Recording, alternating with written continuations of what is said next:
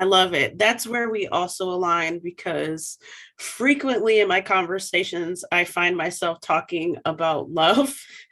And it's like I feel floofy and very romantic when I start talking about love in very serious conversations and topics such as racism and the discord that we see happening in today's society. But I also think it's an essential tool and an essential form of resistance when it comes to, as best as one can, not falling into the trap of precluding oneself from seeing the other person's humanity.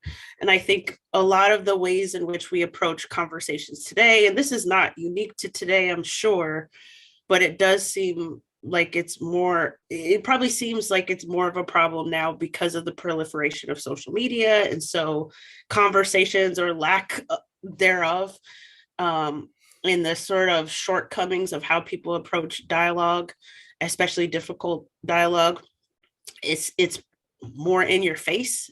And in that way, it might seem like it's more of a problem today than it was in yesteryear.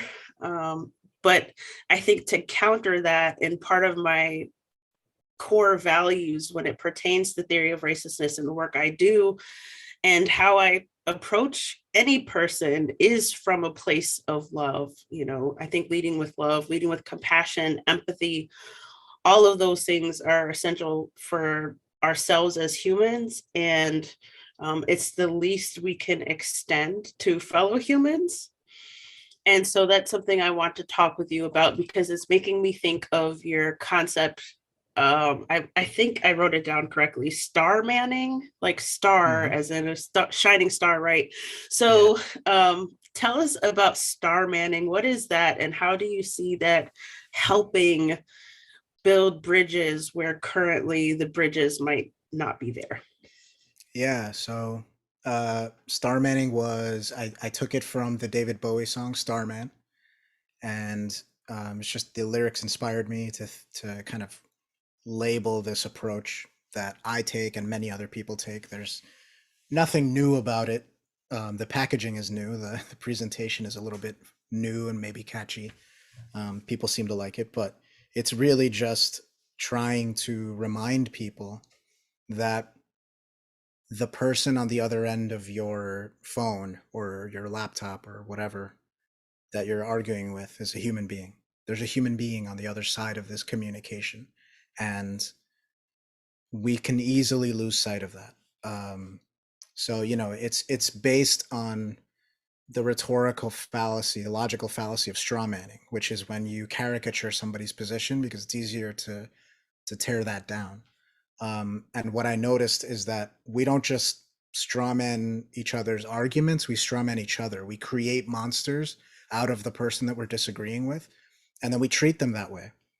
Um, so, star manning is really just, the antidote to straw manning is supposed to be steel manning, where you try your best to engage honestly with the person's actual position. You are, basically restate their argument in a way that they would agree with.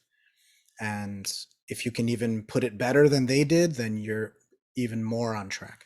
And star manning is just taking that a step further and restating their argument, but also kind of locating and explicitly acknowledging the fundamental human values and desires that are propelling their point of view. Like, why do they have this point of view? Why are they arguing this point? And I think personally, I think that because they're stupid or because they're evil, is a lazy answer, right? Because nobody thinks, yes, I am stupid, so therefore I'm going to have this argument. No, everyone thinks that they're right. Everyone thinks their argument is good. Everyone thinks that what they're doing is the right thing, or that it's at least justifiable, right? Everyone thinks that. So it's about you pinpointing, okay, how, like, let me see their scrap paper, let me see their math. How did they get here? And what human values, what human emotions, what desires are propelling it, and how can I connect with those? Right. So, for example, I mean, the two of us, we talk about race, and our in our discourse all the time, right? So an easy an easy way to illustrate this is the whole CRT thing, right? A straw man of um, critics of CRT or what's going on in schools, right? If you don't want to call it CRT, there's a lot of muddiness there, but we can just say, the straw man of anybody who has any kind of criticism of what's being taught in schools or the way it's being taught in schools is, oh, you don't want our kids to learn about racism, right? That's almost certainly not what is motivating people who are concerned, right? I'm sure that the vast majority of people would say, no, of course we should teach about slavery. We should teach about America's history. I just have disagreements about the way it's being taught, or I have disagreements about specific things that are being taught, right? So that would be a straw man. And instead, what you should do is you should connect with what they're actually saying, first of all, is okay, so your actual concern is that we may inadvertently be, there are many things, but this is just one of them, right? So your main concern is we may inadvertently be not just reifying and reinforcing the concept of race, but we may actually be teaching people to be racist by taking this particular approach. And obviously, racism is bad, and we don't want anyone to be racist. So that's why you're concerned. And the reason that you care about this, the reason this is animating you, is because you're trying to do what's best for our children, for the children that are in school. You care very much about their welfare. You care very much about them learning the way that the world works. You don't want them to have terrible ideas in their head. You don't want them to hate other people. So that's what's motivating you, right? So that's star manning. It's trying to connect with the human being and what matters to that human being and why those values that are fundamental that we just share. We all share these values, right? The way that I break it down is we all want safety, security, satisfaction, and success, right? And those are fundamental. So once we get into the details, we vary wildly, right? Because our upbringing, our environment, our friends, our relationships, our parents, all those things start working their magic and influencing how we turn those dials, what matters more, how we get, how we draw our routes to that particular destination. But everyone can agree these fundamental things that we all care about because we're all human beings. We're not that different, right? Fundamentally, we want the same things. We want to feel safe. We want security. We want to succeed. We want to be loved. We want to connect with people. All of those things are fundamental. So if you can pinpoint those fundamental desires and how those dials are particularly set for this particular person, you can understand why they're arguing what they're arguing. And that allows you to, first of all, understand it. And then if it turns out that they're wrong anyway, because you understand it on that deep level, it allows you to engage with it in a more profound and effective way. And you have more of an opportunity, more of a chance to convince them otherwise, right? But if it's the John Stuart Mill principle of, if you can't understand the other person's argument, you don't understand your own. And, if you don't understand their argument, you're almost certainly not going to effectively argue against it, right? So that's why we resort to, oh, it's just you're a terrible person and I'm just going to destroy you. So I've been going on, but that's the mechanism of star manning there. I really, really love that. That resonates with me for so many reasons. I will say, I encourage my students and I encourage anyone who listens to me to expose themselves to voices that they presume they disagree with on a regular and consistent basis. Because one of the problems that continues this persistence of essentially demonizing other people or people that we view as being against us, right? Part of the thing that upholds that problem is the fact that we very easily, in a world where access to information is arguably very different and much improved, we fall into our own sort of think tanks in a way, and or echo chamber. And when we hear something we disagree with, or if it's a person we are convinced we dislike, right, for any number of reasons, like Donald Trump, then we have a tendency to too often dismiss everything that said person says, or everything this news channel puts out, or everything that a person who, again, we view as being against us, contributes and offers in society. And I think that it's a gross misjustice to our own selves for a lot of reasons, because it doesn't encourage us to interrogate our own ideas, and then we aren't readily aware of the traps we've fallen into. But then also, it does help preclude us from seeing humanity in those other people. You could assign any label to a person, view them as the other from yourself, and still agree with some things that that person says, still have shared values, as you said, still want the same things for your kids, still like the same foods and same fashion and the same music, have similar hobbies and interests, or even the same profession. And so there is this tendency to demonize and make monsters of people.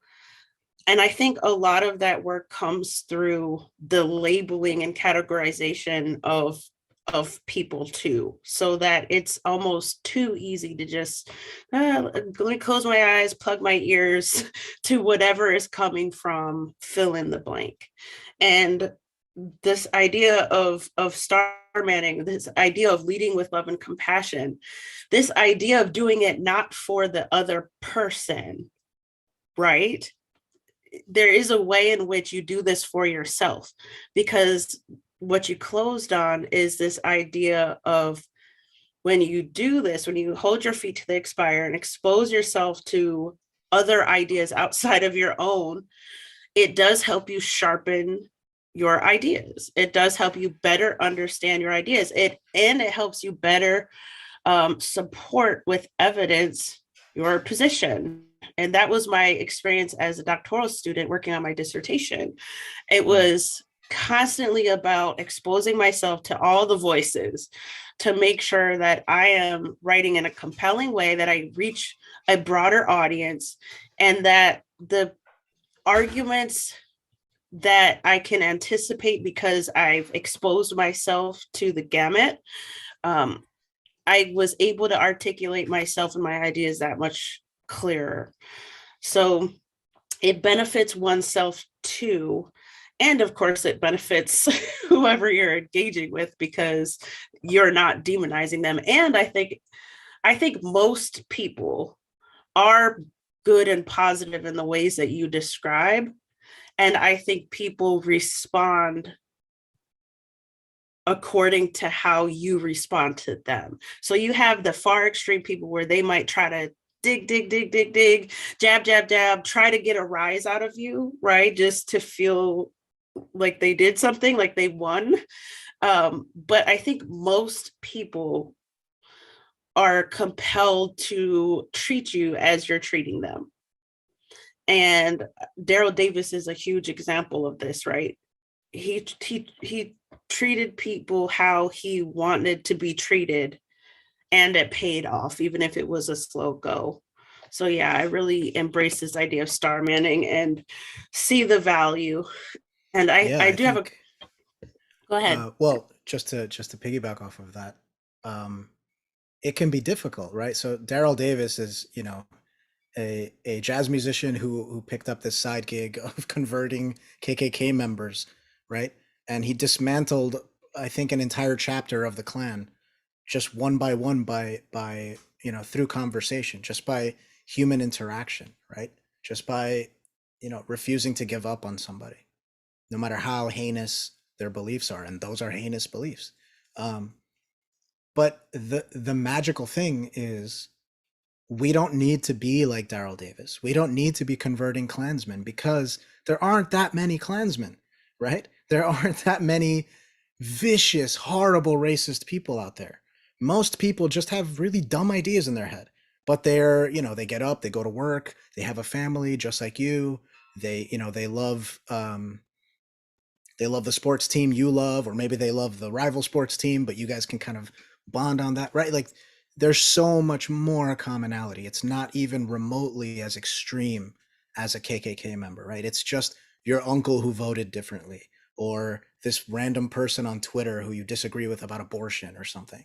And if the thing about Daryl Davis that's amazing is if he can do that at that level with that much success, that means that the much lower bar that is set for you in your just day-to-day life interacting with normal people who are not crazy white supremacists, right? I mean, I know that term has been stretched considerably, but who are not literally skinheads or literally KKK members, the potential for you to be able to get through is so much higher than it is for him. And look how successful he has been, just him by himself. So there's hope. And when it comes to one thing that I get pushback on is this idea of why would I help somebody make a better argument for their horrible position, right? So like, why would I help a racist? Why would I steel man a racist, right? Like, why would I steel man their argument? And why would I give them anything? Like what they think is terrible. But I think that, well, first of all, first of all, if you can think of a better argument than the one they're using and you're just going to not acknowledge it or engage with it, you're doing yourself a disservice because you're just leaving it out there for somebody else to pick up eventually, right? So you might as well find it, get it, and destroy it right there. Um, and it's also dishonest. I mean, if you could think of a better argument and you're not engaging with it, you're just being dishonest. But the second thing that's more important is the more fundamental the belief is, the more confident you should be that you can handle any counter argument, right? So I'll talk to any Klansman any day. I'm very confident that I'm not going to hear an argument that's going to suddenly convince me that race is a real thing and that they're right, that white people, racialized white people are superior and all this nonsense, right? It would take a monumental amount of evidence to convince me of something like that. And I know that that evidence isn't out there. I've read enough, I know enough, I've talked about it enough, I've thought about it enough.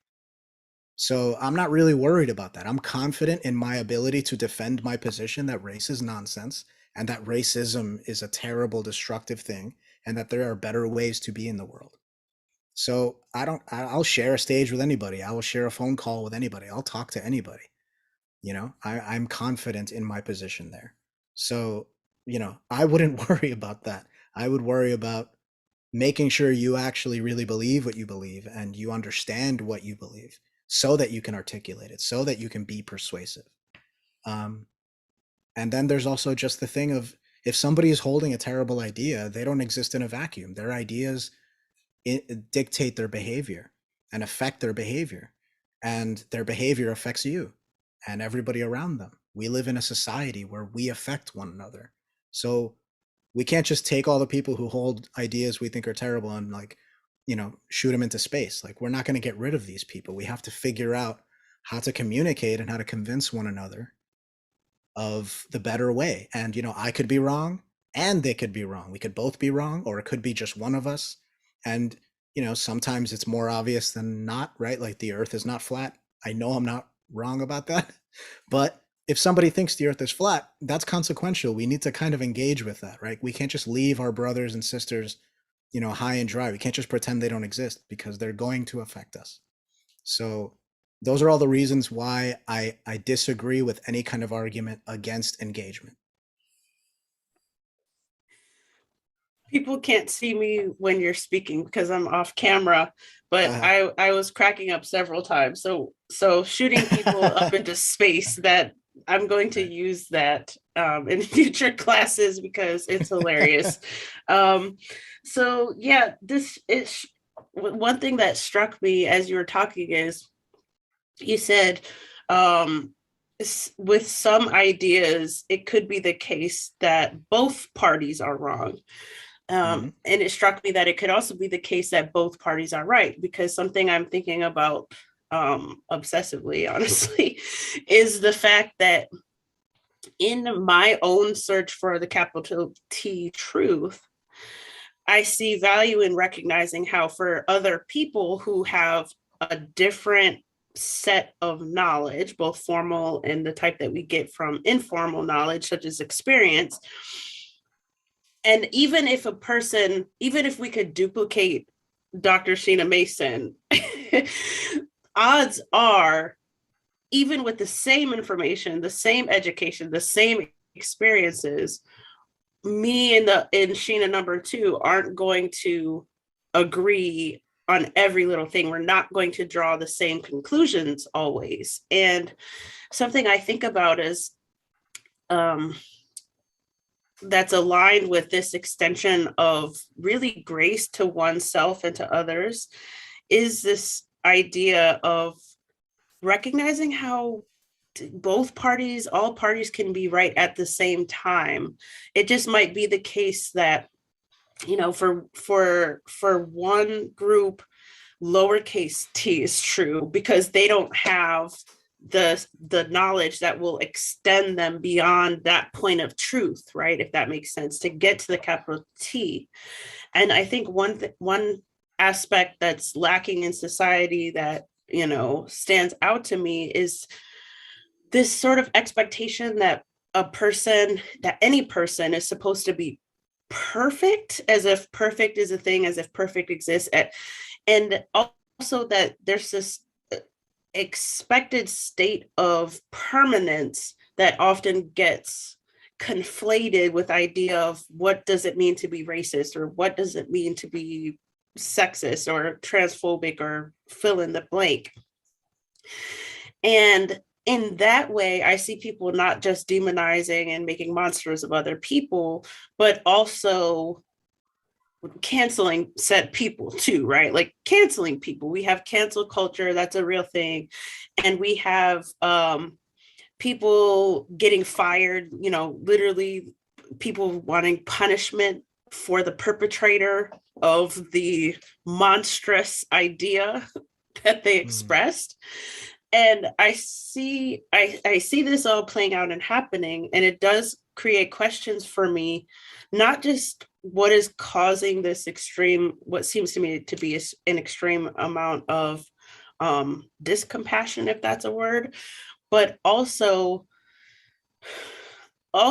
how do more people not see that the action or the act of punishment, seeking punishment by canceling or firing or whatever it is, how more people don't see that as the pernicious, you know, outcome that it is, that can also inspire people, to your point, to go underground with their ideas. These same people don't live in vacuums. Nothing has changed about them except the fact that maybe they're going to try to hide how they think to a certain extent. And there's little chance for reformation and growth and humanity too, because in Daryl Davis's instance, I think the first Klansman that he met, I just watched a talk that he did on the Ferris channel a day or so ago, and he talks about how the first Klansman he met, it took something like 7 years for that Klansman to express this sort of turnaround explicitly and leave the Klan and close down that chapter. And so that's something that I think is left out of the dialogue too, is the fact that for any of us, change isn't always instant, you know, and sometimes change is fleeting, it's temporary, and then we have a moment of relapse, and then we get back on track to grow as human beings.